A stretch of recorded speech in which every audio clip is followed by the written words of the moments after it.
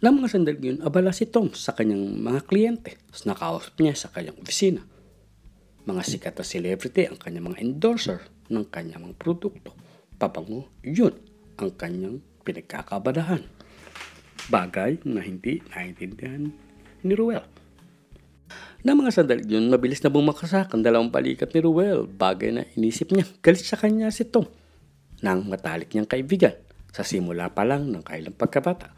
Kaya pumunta si Ruel na pagod sa bahay ni Tom. Bagay na hindi inaasahan ni Tom sa kanyang bisita. Hinayaan niya lang ito, ang kaibigan. Ang siya mismo ang personal nag-asikaso sa kanyang kaibigan na si Ruel. Hinayaan lang niyang makatulog ang kanyang kaibigan sa kanyang kama habang siya ay nakahiga sa sopa ay nasa loob ng kwarto na yun. Na mga sandaling yun, hinayaan lang niya ang kanyang kaibigan sa ganung kalagayan. Nasanay na siya sa kanyang kaibigan na mga sandaling hinayaan niyang matulog ito ng tuluyan. Hanggang sa mag-umaga na, si Tom ang personal nag-asikaso sa kanyang kaibigan. Siya na rin ang naghanda ng kanyang almusal. Doon na sasanay si Ruel sa magandang pakirap sa kanya. Hindi na umalis ng bahay si Ruel sa bahay ni Tom na mga sandaling yun. Maghapon silang naliligo sa pool sa loob ng bahay ni Tom.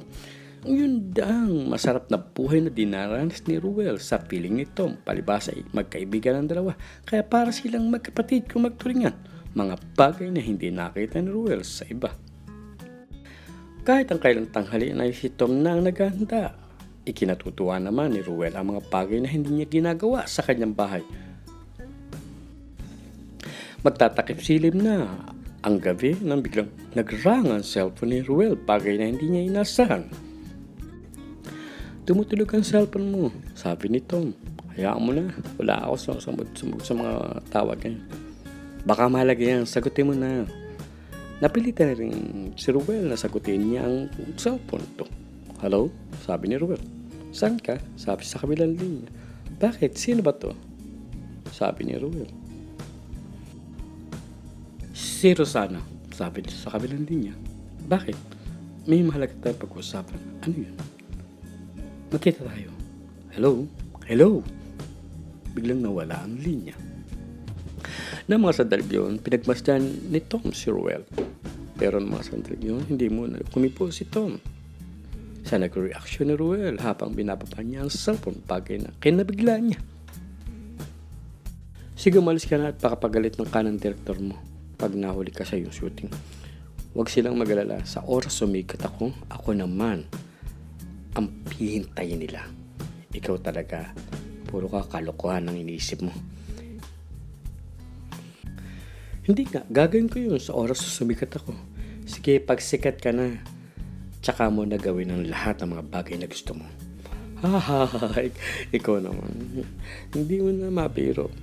Alam ko naman nagbibiro ka lang, sabi ni Tom. Nagtuloy na si Ruel sa kanyang shooting bagay na hindi inasahan. Nandun na ang babaeng naghihintay sa kanya.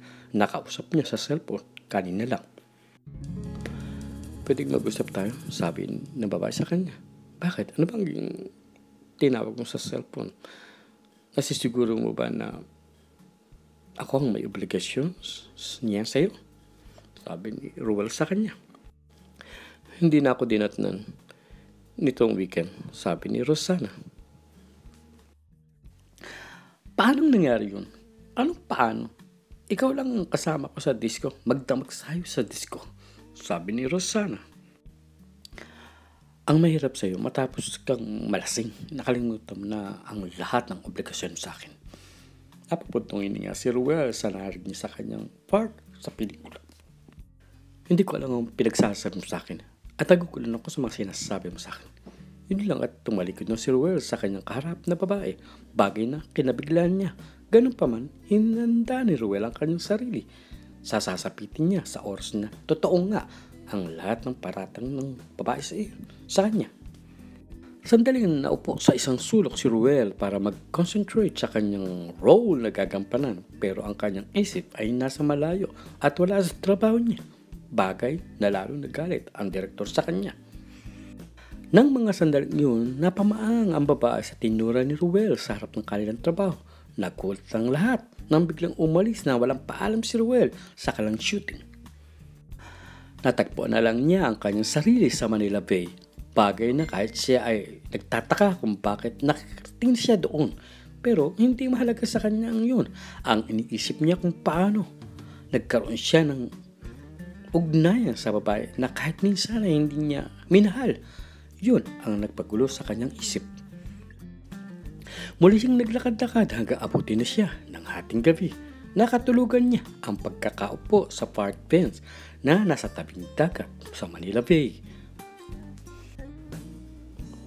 Biglang nagbalik sa kanyang alaala ang kanyang kabataan na kasama niya si Tom na naliligo sa ilog. Ako, hindi ako mag-aasawa hanggat hindi ako mayaman. Talaga? Ikaw pa, maraming may gusto sa'yo lang sa mga classmate natin. Ikaw talaga, puro puppy love lang yun. At mga bata pa tayo nun. Yun nga pero ang dami mong tagahanga. Kaya nga pag lumaki ko, maga-artista na lang ako. Sigurado ka? Ikaw naman, naniwala ka agad na gwapo ka? Ako lang naman ang nagsasabi sa iyo niyan na gwapo ka, naniwala ka naman agad. Wow, tindi mo well. Ikaw naman, talaga lagi mo wala lang akong inaasar. Yun ang sabi ni Ruel sa kanyang kaibigan na si Tom.